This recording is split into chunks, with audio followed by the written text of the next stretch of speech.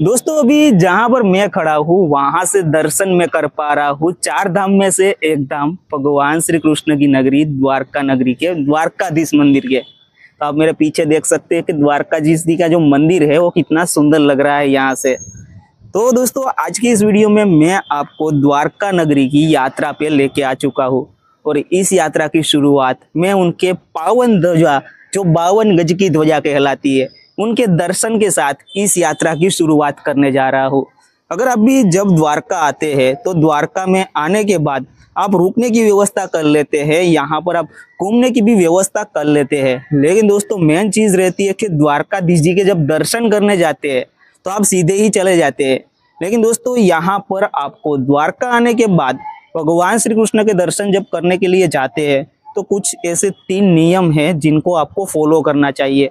उसके बाद उनके दर्शन किए जाते हैं जो ज्यादातर भक्तों को पता नहीं है। तो आज की इस खास वीडियो में मैं आपको द्वारका के जो इस यात्रा में संपूर्ण जानकारी दूंगा, सारे नियमों के बारे में भी बताऊंगा और इसमें हम आपको साइट सीन भी करवाएंगे, जो द्वारका के प्रमुख मंदिर है उनके भी दर्शन करवाएंगे। और दोस्तों द्वारका के अंदर कौन कौन सी चीजें हैं फेमस खाने पीने की वो भी आपको यहाँ पर हम दिखाएंगे इस वीडियो में, जिससे आप जब भी अपनी द्वारका की यात्रा करेंगे तो भगवान श्री कृष्ण के दर्शन भी अच्छे से सही नियम के साथ कर पाएंगे, जिससे आपके 4 धाम में से एक धाम द्वारकाधीश जी के दर्शन बहुत सुंदर और बहुत ही सही तरीके से हो पाएंगे। वीडियो में अंत तक बने रहिएगा। वीडियो काफ़ी ज़्यादा लंबा हो सकता है लेकिन आपकी यात्रा में आप इस यात्रा को सही तरीके से कर पाएंगे। तो भगवान श्री कृष्ण जी का नाम लेते हैं और इस पावन यात्रा की शुरुआत करते हैं जो है द्वारका।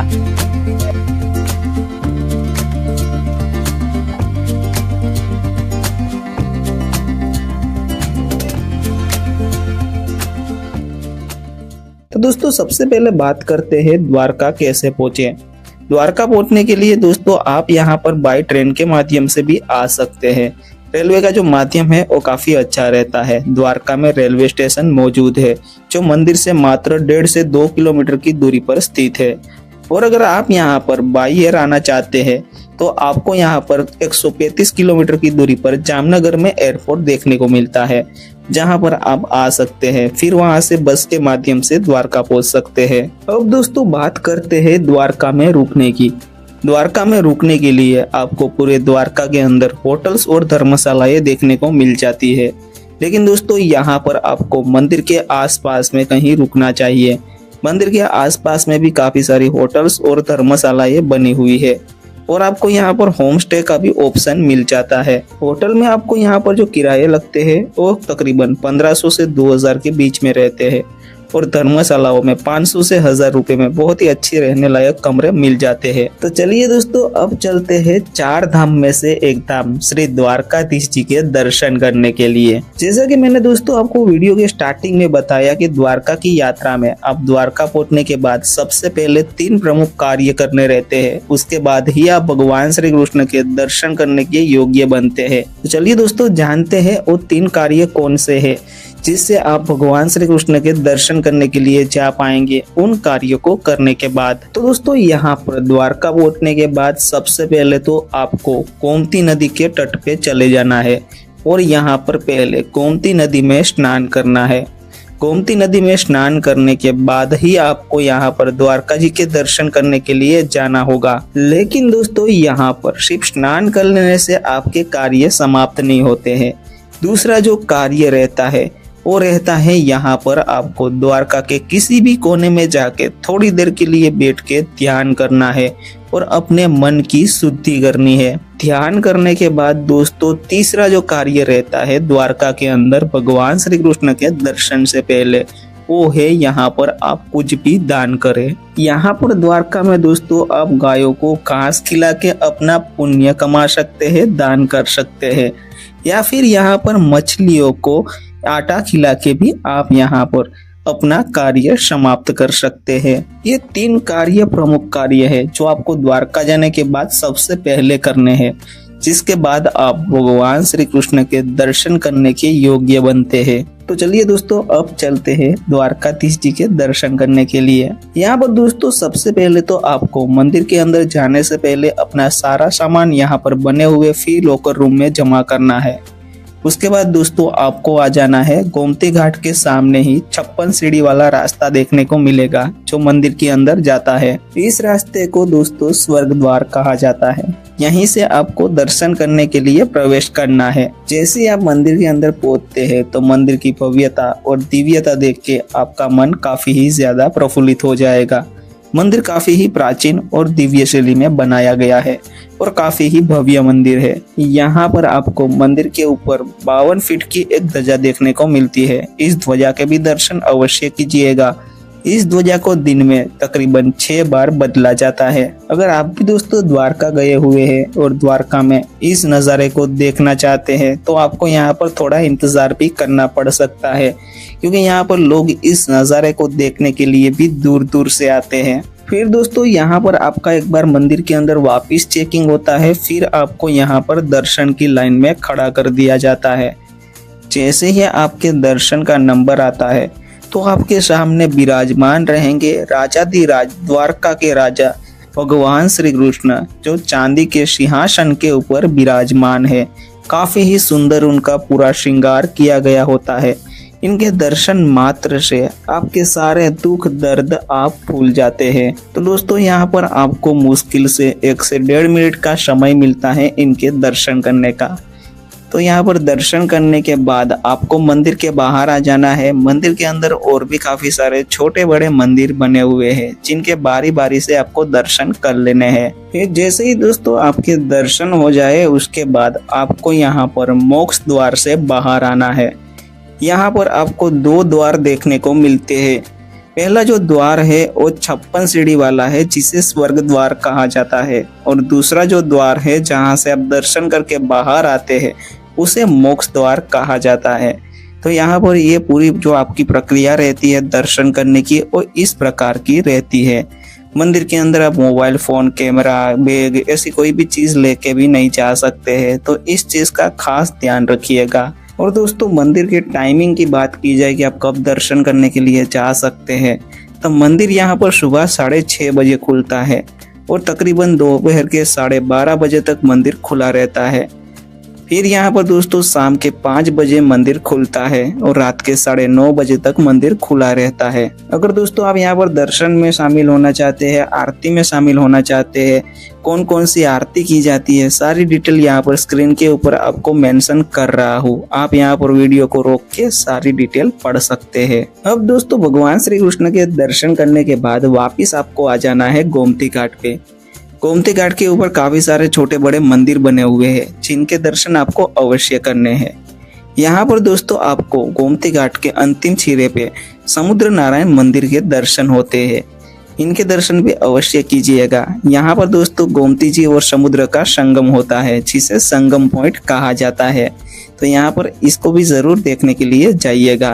अब दोस्तों चलते हैं द्वारका के अन्य मंदिरों के दर्शन करने के लिए, जिनके दर्शन के बिना आपकी द्वारका की यात्रा अधूरी मानी जाती है। लेकिन दोस्तों जो सभी मंदिर बने हुए हैं वो द्वारका से थोड़ी दूरी पर आए हुए हैं, जिसके लिए आपको यहाँ पर या तो ऑटो के माध्यम से जाना पड़ता है या फिर आप यहाँ पर बाइक भी रेंट पे ले सकते हैं। आपको यहाँ पर 400 से 500 रुपए में बाइक रेंट पे मिल जाती है और प्लस में आपको पेट्रोल अलग से डलवाना पड़ता है। और अगर आप यहाँ पर ऑटो के माध्यम से जाते हैं तो ऑटो वाले आपसे यहाँ पर 1500 से 2000 रुपये चार्ज करते हैं। तो दोस्तों यहाँ पर अगर आप पूरे ग्रुप के साथ या पूरी फैमिली के साथ जा रहे हैं और 7 से 8 लोग हैं तो आपको मैं सजेस्ट करूंगा कि आप ऑटो के माध्यम से जाए सभी जगहों के दर्शन करने के लिए। और अगर आप यहाँ पर 2 लोग हैं तो आप यहाँ पर स्कूटी या बाइक रेंट पे ले सकते हैं। फिर आप यहाँ पर दर्शन करने के लिए सभी मंदिरों के जा सकते हैं। तो दोस्तों सबसे पहले आप यहाँ पर दर्शन करने के लिए पहुंचते हैं बड़केश्वर महादेव मंदिर के। बड़केश्वर महादेव मंदिर काफी ही प्रसिद्ध है द्वारका में। यहाँ पर यह मंदिर भगवान शिव जी को समर्पित है। यहाँ पर अगर आप शाम के समय में आते हैं तो आप यहाँ पर काफी खूबसूरत से सनसेट का व्यू देख सकते हैं। यहाँ पर जो मंदिर के अंदर शिवलिंग स्थित है वो 5000 साल पुराना माना जाता है और यहाँ पर ये शिवलिंग स्वयं प्रकट हुआ था, यानी कि ये शिवलिंग स्वयंभू है। मंदिर है वो पूरे शिवलिंग के आकार में बनाया गया है, जिसकी वजह से यहाँ की खूबसूरती को 4 चांद लग जाते हैं। यहाँ पर आप अपने काफी सारे फोटो शूट और वीडियो शूट भी कर सकते हैं। काफी ही सुंदर और काफी ही अच्छी जगह बनी हुई है। तो यहाँ पर भगवान शिव जी के दर्शन करने के बाद थोड़ा टाइम आप बिता सकते हैं। फिर दोस्तों यहाँ से हम चलेंगे रानी रुक्मणी देवी के मंदिर के दर्शन करने के लिए, जो द्वारका से तकरीबन 3 किलोमीटर की दूरी पर बना हुआ है। रुक्मणी देवी है वो भगवान श्री कृष्ण के पत्नी है और द्वारका से 3 किलोमीटर की दूरी पर उनका ये भव्य और दिव्य मंदिर बना हुआ है। यहाँ पर आपको दर्शन करने में तकरीबन 15 से 20 मिनट का समय लग सकता है, क्योंकि मंदिर अंदर से काफी छोटा बना हुआ है, जिसकी वजह से यहाँ पर भीड़ हो जाती है। यहाँ पर इस मंदिर में मान्यता है कि आपको यहाँ पर पानी का दान करना चाहिए। पानी का दान यहाँ पर आप 200 रुपए का भी कर सकते हैं, 500 रुपए से भी कर सकते हैं और 1000 रुपए से भी कर सकते हैं। यहाँ पर आप जब जाते हैं तो आपको सभी चीजें बताई जाती है। काफी सारे लोगों के मन में ये सवाल जरूर हो रहा होगा कि द्वारका से रुक्मणी देवी का मंदिर 3 किलोमीटर बाहर क्यों है। तो दोस्तों दुर्वासा ऋषि के श्राप की वजह से रानी रुक्मणी जी को भगवान श्री कृष्ण से दूर रहना पड़ा था। तकरीबन 12 साल के लिए उनको दूर रहने का श्राप मिला था। इसकी वजह से यहाँ पर भगवान श्री कृष्ण जी ने उनके रहने के लिए यहाँ पर पूरी व्यवस्था की थी। इसी वजह से यहाँ पर द्वारका से तकरीबन 3 किलोमीटर की दूरी पर रानी रुक्मणी जी का ये मंदिर बना हुआ है। अब चलिए दोस्तों हम आ चुके हैं 12 ज्योतिर्लिंगों में से एक ज्योतिर्लिंग नागेश्वर ज्योतिर्लिंग के दर्शन करने के लिए। यहाँ पर भगवान शिव जी का भव्य और दिव्य मंदिर बना हुआ है। यह मंदिर काफी ही खूबसूरत शैली में बनाया गया है। मंदिर के अंदर 12 ज्योतिर्लिंगों में से एक ज्योतिर्लिंग नागेश्वर ज्योतिर्लिंग स्थित है। इस मंदिर के अंदर आप मोबाइल फोन कैमरा भी लेके जा सकते हैं। यह मंदिर बाहर से जितना दिखने में खूबसूरत है, उतना ही अंदर से भी खूबसूरत बनाया गया है। यहाँ पर ज्यादातर भक्त सर्पदोष की पूजा पाठ करवाने के लिए आते हैं। यहाँ पर भगवान शिव जी को नाग के स्वरूप में और माता पार्वती जी को नागिन के स्वरूप में पूजा जाता है। जैसे ही दोस्तों यहाँ पर आप मंदिर के दर्शन करने के बाद बाहर आते हैं तो यहाँ पर आपको भगवान शिव जी की बहुत बड़ी प्रतिमा के भी दर्शन होते हैं। यहाँ पर आप थोड़ा टाइम बिता सकते हैं और काफी सारी अच्छी प्यारी प्यारी फोटोज भी क्लिक कर सकते हैं। मंदिर के प्रांगण में और भी काफी सारे छोटे बड़े मंदिर बने हुए हैं, जिनके आप बारी बारी से दर्शन जरूर कीजिएगा। अब दोस्तों हम आ चुके हैं नागेश्वर ज्योतिर्लिंग से तकरीबन 5 किलोमीटर की दूरी पर आए हुए गोपी तालाब के दर्शन करने के लिए। यहाँ पर भी आपको बहुत सारे मंदिरों के दर्शन होते हैं, लेकिन प्रमुख जो जगह है वो है गोपी तालाब। कहते हैं कि भगवान श्री कृष्ण जब द्वारका चले आए थे तब वहां से व्रज की गोपियां उनसे मिलने के लिए आई थी, और भगवान श्री कृष्ण से ना मिलने के वियोग में वो इस तालाब में समा गई थी। यहाँ पर भगवान श्री कृष्ण जी ने गोपियों के साथ अंतिम रास लीला भी रचाई थी। यहाँ पर दोस्तों आपको गोपी चंदन नाम की एक मिट्टी भी मिलेगी, जिसको आप अपने घर ले जा सकते हैं और पूजा पाठ में इसको रख सकते हैं।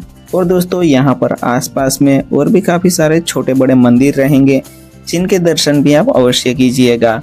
दोस्तों अब हम जा रहे हैं बेट द्वारका, जहाँ पर भगवान श्री कृष्ण जी रहा करते थे। बेट द्वारका में वो रहते थे और द्वारका में वो अपना राजपाट संभालते थे।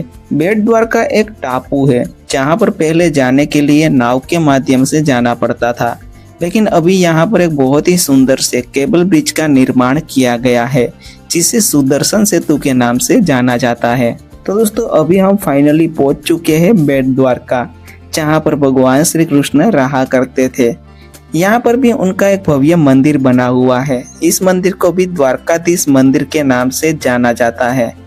यहाँ पर भी आपको मंदिर के अंदर जाने से पहले अपना सारा सामान यहाँ पर जमा करवाना रहता है। यहाँ पर दोस्तों बाहर की तरफ आपको पेड लॉकर मिलते हैं, जहाँ पर आपसे 5 रुपए प्रति मोबाइल लिया जाता है और 5 रुपए यहाँ पर आपके शूज के लिए जाते हैं। लेकिन दोस्तों अगर आप यहाँ पर मंदिर के मुख्य गेट के अंदर प्रवेश करते हैं तो वहाँ पर भी एक लॉकर रूम की सुविधा उपलब्ध है, जहाँ पर आपको कोई भी चार्ज नहीं देना पड़ता है। यहाँ पर फ्री ऑफ कॉस्ट आपका सारा सामान जमा किया जाता है। उसके बाद दोस्तों यहाँ पर भी आपको लाइन में लग जाना है और यहाँ पर मंदिर के अंदर दर्शन आने का इंतजार करना है। यहाँ पर भी दोस्तों भगवान श्री कृष्ण जी की वैसी ही प्रतिमा के आपको दर्शन होंगे, जैसी प्रतिमा आपको द्वारका में देखने को मिली थी। लेकिन दोस्तों यहाँ पर जो प्रतिमा बनी हुई है इसका निर्माण स्वयं रुक्मणी जी ने अपने हाथों से किया था।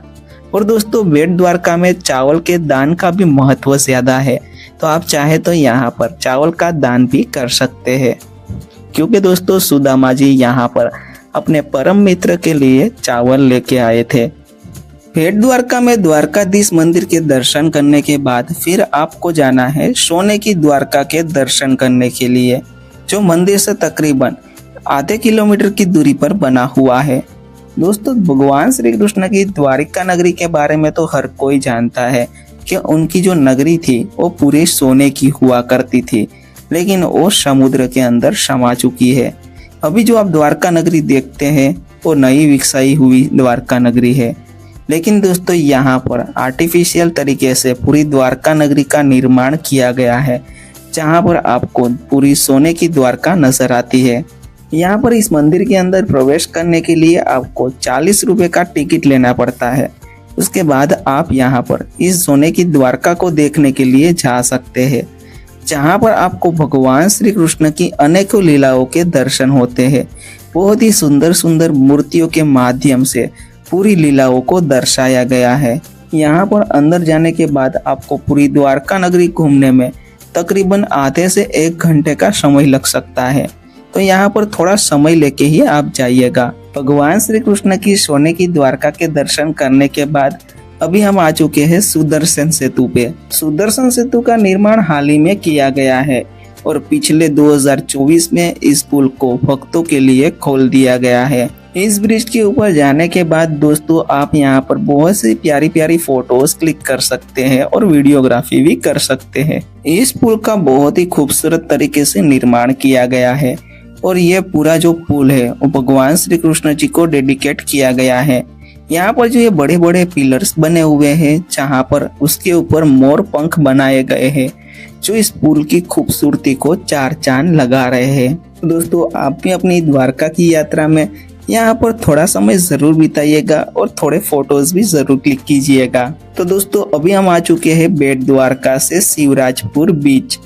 द्वारका के अंदर का सबसे फेमस बीच शिवराजपुर बीच है, जहाँ पर आपको अपनी यात्रा में थोड़ा समय बिताने के लिए जरूर जाना चाहिए। इस बीच पे जाने के लिए आपको 30 रुपए का टिकट लेना पड़ता है। यहाँ पर शिवराजपुर बीच पे जब आप पहुँचते हैं तो यहाँ पर आपको समुद्र का जो पानी है वो काफी ही ज्यादा शांत और नीला नजर आता है। तो दोस्तों यहाँ पर आपको पूरी गोवा वाली फीलिंग आएगी। यहाँ पर आपको अगर एडवेंचर एक्टिविटीज करने का शौक है, वाटर एक्टिविटीज करने का शौक है, तो उनके लिए ये जगह किसी खजाने से कम नहीं है, क्योंकि यहाँ पर काफी सारी वाटर एक्टिविटीज भी करवाई जाती है। और दोस्तों यहाँ पर इस बीच को बहुत ही ज्यादा साफ सुथरा रखा जाता है। हमारे भारत के सभी जो साफ सुथरे जिनको ब्लू फ्लैग मिला हुआ है उन बीचों में से एक बीच है शिवराजपुर बीच। और दोस्तों इस बीच को और भी ज्यादा डेवलप किया जा रहा है, तो यहाँ पर आप अपनी द्वारका की यात्रा में जरूर जाइएगा और शाम के समय में भी आप यहाँ पर आ सकते हैं। शाम के समय यहाँ पर बहुत ही खूबसूरत सा सनसेट भी आप एंजॉय कर सकते हैं। तो दोस्तों अभी हम आ चुके हैं वापिस द्वारका नगरी। दोस्तों द्वारका में आने के बाद आप चाहे तो यहाँ की लोकल मार्केट को भी एक्सप्लोर कर सकते हैं। यहाँ पर आपको काफी सारी चीजें देखने को मिल जाती है जो आप अपने घर के लिए खरीदारी कर सकते हैं। अब दोस्तों बात करते हैं द्वारका के अंदर खाने पीने की व्यवस्थाओं के बारे में और फेमस फूड के बारे में। तो दोस्तों अगर आप यहाँ पर एकदम बजट में खाना खाना चाहते हैं तो यहाँ पर द्वारकाधीश मंदिर के पास में ही आपको गुगली ब्राह्मणों द्वारा संचालित भोजनालय देखने को मिल जाता है, जहाँ पर जाके आप भोजन प्रसाद ले सकते हैं, जहाँ पर जो प्रति थाली का किराया रहता है वो सिर्फ 30 रुपए रहता है। और दोस्तों अगर आप किसी रेस्टोरेंट या होटल में खाना चाहते हैं तो द्वारका के अंदर आपको बहुत सारे रेस्टोरेंट और होटल भी देखने को मिल जाएंगे, जहाँ पर आपको 120 रुपए से लेकर 200 रुपए में काठियावाड़ी भोजन मिल जाता है। बात की जाए द्वारका के अंदर फेमस फूड्स के बारे में, तो दोस्तों यहाँ पर मैंने जो ट्राई किया था वो वाकोल कृपा के समोसे थे। बहुत ही ज़्यादा टेस्टी और काफ़ी ही ज़्यादा क्रंची थे। तो यहाँ पर आप जाके द्वारका के अंदर वाकोल कृपा के समोसे भी ज़रूर ट्राई कीजिएगा, काफ़ी ही फेमस है द्वारका के अंदर। यहाँ पर समोसे की प्लेट की जो प्राइजेस रहते हैं वाकोल कृपा में वो यहाँ पर सिर्फ 20 रुपये रहता है। तो यहाँ पर आप जरूर जाइएगा और इन समोसों को ट्राई जरूर कीजिएगा। तो दोस्तों इस तरह से हमारी द्वारका की यात्रा पूर्ण होती है। अब बात करते हैं द्वारका की यात्रा में आपको कितने दिनों का समय लगता है। दोस्तों द्वारका की यात्रा में आपको कम से कम 2 दिन का समय लेके जरूर जाना है। पहले दिन में यहाँ पर आप द्वारकाधीश मंदिर और आसपास में जो गोमती घाट है उन जगहों को आप देख पाएंगे। सेकेंड डे आपको अर्ली मॉर्निंग नागेश्वर ज्योतिर्लिंग मंदिर, पड़केश्वर महादेव मंदिर, रूपमणि देवी का मंदिर, भेट द्वारका, गोपी तालाब और शिवराजपुर बीच को अपना समय देना है। तो यहाँ पर आपको एक नाइट का स्टे करना पड़ेगा द्वारका में और 2 दिन आपको घूमने में लगेंगे। अब बात करते हैं द्वारका की यात्रा में आपको कितना खर्च आता है।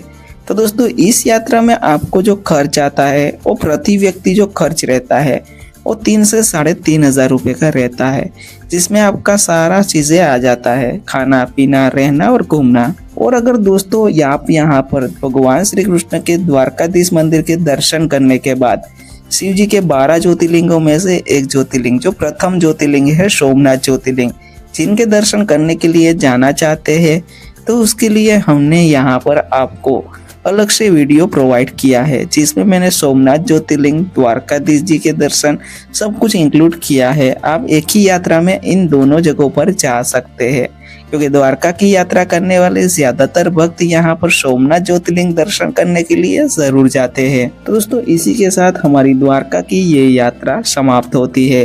तो ऐसे ही नए वीडियोस देखने के लिए अभी हमारा चैनल सब्सक्राइब कर लीजिए और यहाँ पर ये वीडियो अगर आपको पसंद आया है तो वीडियो को लाइक जरूर कीजिएगा। कमेंट बॉक्स में जय श्री कृष्ण, जय श्री द्वारकाधीश जरूर लिखिएगा।